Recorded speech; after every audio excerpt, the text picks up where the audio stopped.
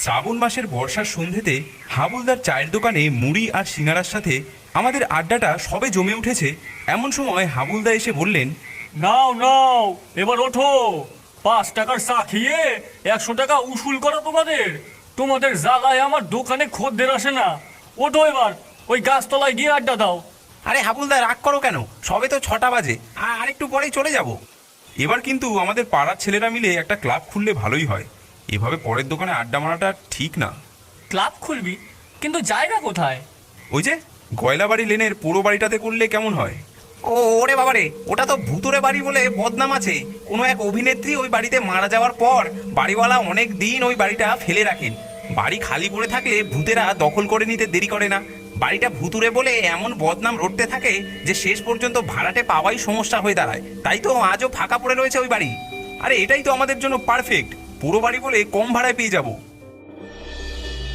একদিন সন্ধেবেলায় পাড়ার সব ছেলেরা মিলে গিয়ে ধরলাম সেই পুরো বাড়ির মালিককে। আমাদের ক্লাব করার প্রস্তাব শুনে উনি সঙ্গে সঙ্গেই রাজি হয়ে গেলেন। সম্ভবত ওনার ধারণা ছিল এইসব ক্লাব বেশি দিন টেকে না, আর এই বাড়ির ভুতুরে বদনামটা ঘোচানোরও এই এক মোক্ষম সুযোগ। তাছাড়া পাড়ার যুবকরা এই বস্তুটি এমন এক সাংঘাতিক উপাদান, অনেক কিছু অদ্ভুত এবং মজবুত জিনিসকেও যা ধসিয়ে দিতে পারে। সবার থেকে চাঁদা তুলে ক্যারাম, দাবা ও তাস জোগাড় করে আমাদের ক্লাবের উদ্বোধন করে ফেললাম। ক্লাবের নাম দেওয়া হলো 12 ভূতে। মূল সদস্য থাকবে 12 জন, আর বাকি ছেলেপেলের সংখ্যা তো অগুন্তি। সদস্যদের মধ্যে যারা বেকার তারা ক্লাবে সারাক্ষণের আড্ডাধারী, আর যারা চাকুরে তাদের ভিড় জমতো সন্ধ্যের পর। বিশেষ করে শনিবারের আড্ডাটা দারুণ জমে যেত। কিন্তু ভূত কোথায়? বাড়ির যে এত বদনাম রটেছিল তার ছিটে ফোটা কারণও আমরা খুঁজে পেলাম না। অন্তত মাসখানেক হই হুল্লোড় করে আড্ডা দিয়ে তাস দাবা পিটিয়ে বেশ কাটিয়ে দিলাম। তারপর ভূতের কথা ভুলেই গেলাম। মাসখানেক পরে এক শনিবারের রাতের আড্ডা যখন খুব জমজমাট, তারাপদ বাথরুম থেকে হাঁপাতে হাঁপাতে এসে বলল, ভারী অদ্ভুত একটা ব্যাপার ঘটলো জানিস, মাথা মুন্ডু কিচ্ছুই খুঁজে পেলুম না। তারাপদ কিছুদিন আগেই বিয়ে করেছে, মোটামুটি ভালো একটা চাকরি করে, বেশ হাসি খুশি চেহারার যুবক, স্বাস্থ্যও ভালো। তাছাড়া কথা খুব কম বলে বলেই ওর দিকে সবাই তাকালো। জিজ্ঞেস করলাম, কিরে, ভূতের দর্শন মিলল? তারাপদ ধপ করে বসে বলল, বাথরুমে ঢুকতে যাচ্ছি, একটা রোগা কালো মতো লোক কোত্থেকে এসে দাঁত মুখ খিচিয়ে বলল, বাপের বাথরুম পেয়েছিস বেটা?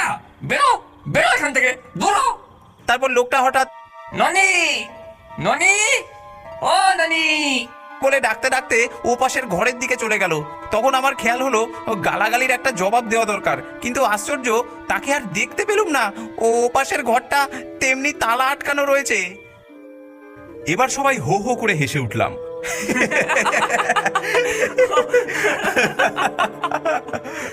আরে কোনো পাগল ঢুকে পড়েছিল, পাঁচিল ডিঙে পালিয়েছে। ননি বলে ডাকছিল। হ্যাঁ রে লালু, সেই ফিল্ম অ্যাক্ট্রেসের নাম ননিবালা না? হ্যাঁ, বোঝা যাচ্ছে শ্রীমতী ননিবালার কোনো এক পুরনো প্রেমিক এসেছিল। তারাপদ কিন্তু মনমরা হয়ে বসে রইল, আমাদের হাসি পরিহাসে যোগ দিল না। রাত 10টার মধ্যে আমাদের একে একে যে যার বাড়ি ফিরে গেলাম। কিন্তু সত্যি বলতে কি, তার মধ্যে আর কেউ বাথরুমে যাবার নাম করেনি।